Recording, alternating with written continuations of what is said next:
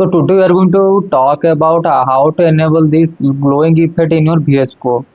So to enable this VS Code settings, you have to install an extension which is called as Synthwave. So first open your extensions by Ctrl+P and then search for extensions and click on install extensions. So after click on enter button, you have to search for Synthwave like here.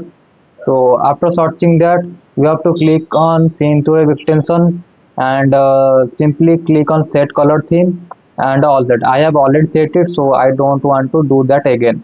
So after setting the color theme, we will see this type of effect like without glowing effect. But if you have to show the glowing effect, then you have to search for Ctrl+Shift+P, then just search for Synthwave in enable neon dream. So after clicking on it, it will appear like this.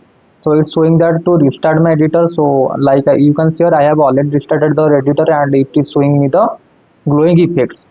But if you want to disable this, then search for synthwave 84, it will appear. Then just click on disable neon dreams and let me restart my editor.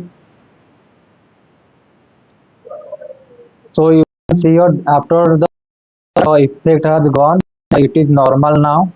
So this is for today. Keep learning and happy coding.